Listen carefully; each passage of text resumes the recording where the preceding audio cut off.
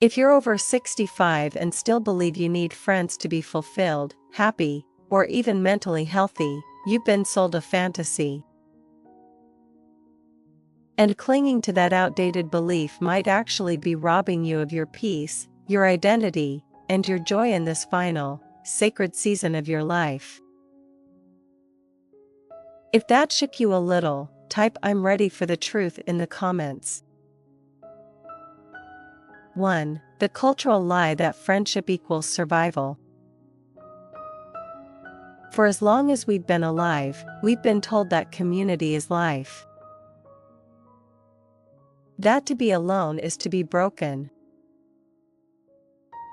That solitude is dangerous. And that, especially as we age, friendships are the only thing that will protect us from slipping into isolation and despair. While there is truth to the idea that connection can be healing, the more silent truth is this: the kind of friendships that are truly nourishing become rarer with age, not more plentiful. And sometimes, after a certain point, seeking more friends, or holding on to old ones, isn't a sign of vitality. It's a sign of fear. Fear of sitting with yourself. Fear of finally listening to the silence you've been avoiding. After 65, you are entering what may be the most honest chapter of your life. It demands truth. It demands release. And sometimes it demands walking alone, not because you are lonely, but because the journey now requires it. Comment "Truth demands release" if you're ready to let go of illusions. 2. Alone doesn't mean lonely. Let's be clear. Loneliness and being alone are not the same thing. Loneliness is a deficiency, a craving for connection. But solitude is different. Solitude is a conscious state of self-sufficiency. It's the act of turning inward and discovering that you are enough. Most people confuse the two because they've never truly tasted solitude. They've only known separation. But the kind of solitude that emerges after 65 is powerful. You begin to understand that the deepest peace doesn't come from people, it comes from your presence. Your morning rituals, your quiet tea, your gentle walks, those are holy moments. Not empty ones. Not sad ones. They are sacred because you finally stop performing. You stop trying to impress. You stop seeking approval. You simply exist as you are, and for the first time, it feels enough. Type "Solitude is sacred" if this resonates deeply. 3. Your brain on solitude. Here's something neuroscience won't advertise loudly, but it should: your brain actually thrives when it has space to breathe. After 65, your nervous system is craving less stimulation, not more.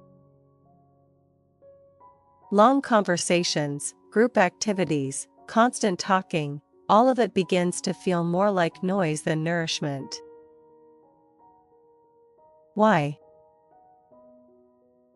Because as you age, your brain begins to prioritize emotional clarity, depth of thought, and peace.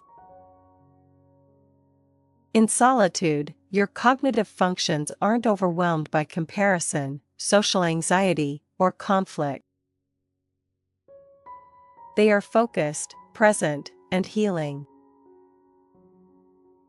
Solitude boosts memory, regulates mood, and helps your aging brain prune unnecessary distractions. So while everyone's shouting that you need more friends to keep your mind sharp, science is quietly whispering, actually, what you might need most is stillness.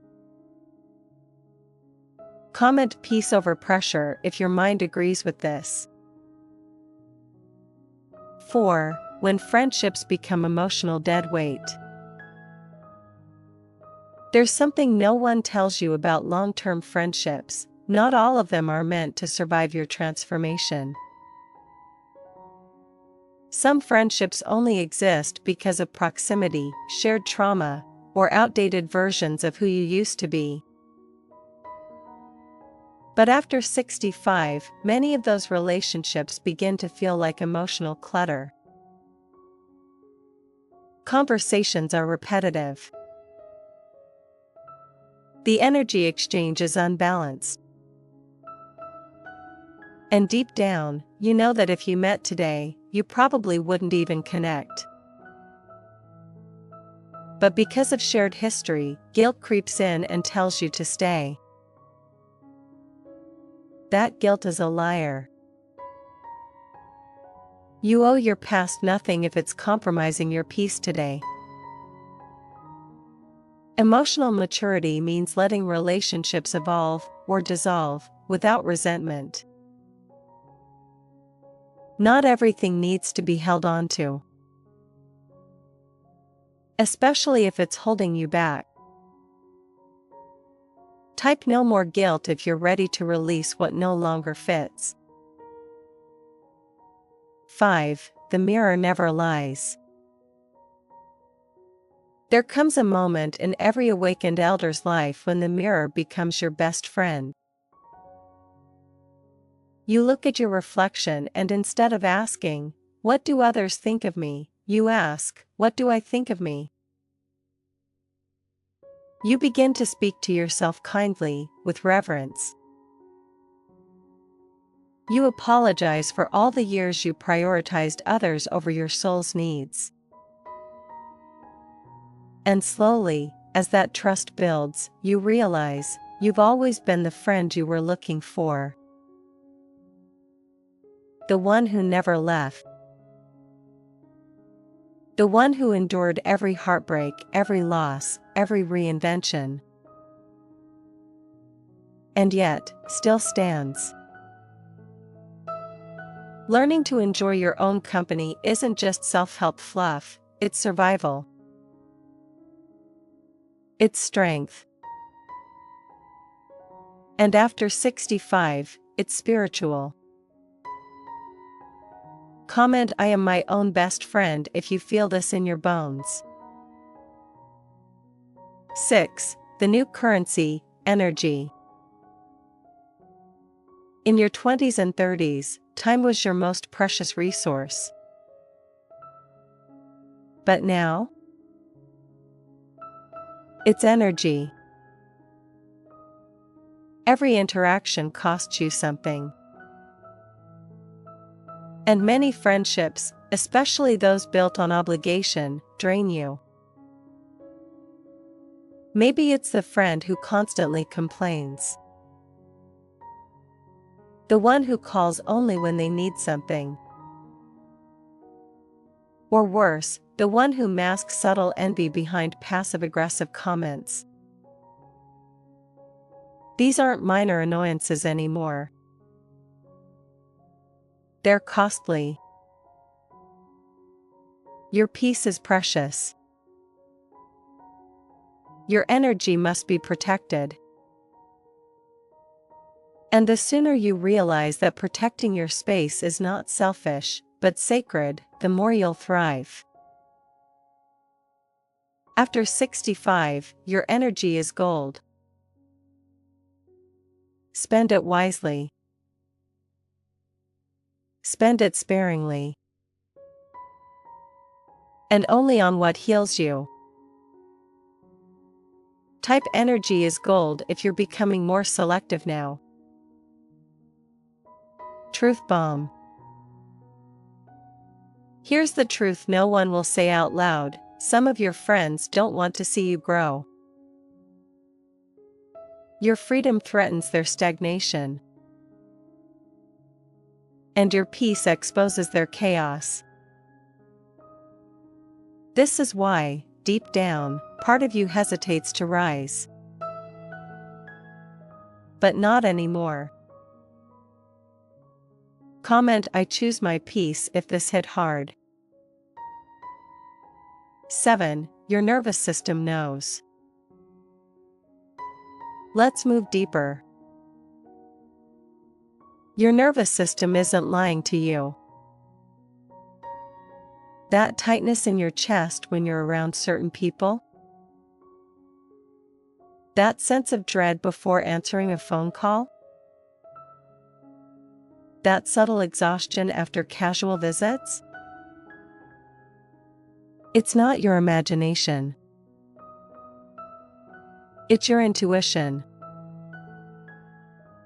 Your body is trying to tell you that not every friendship is aligned with the version of you that's emerging. And if you override those signals in the name of being polite, loyal, or social, you're betraying yourself. After 65, the most powerful relationship you'll ever have is with your own inner cues. Listen to your body. It knows the truth even when your mind hasn't caught up yet. Type: my body knows if this awakens something in you. You made it here. You didn't skip. You stayed. That tells me something powerful: you're ready to walk in your truth. You're not here for comfort, you're here for clarity.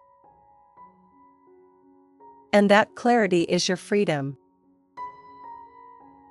Let this be your reminder: after 65, you do not need more friends. You need more of you. More peace. More depth. More honesty. And the right souls, if and when they come, will meet you there. Type: I am exactly where I need to be if you're claiming this chapter fully.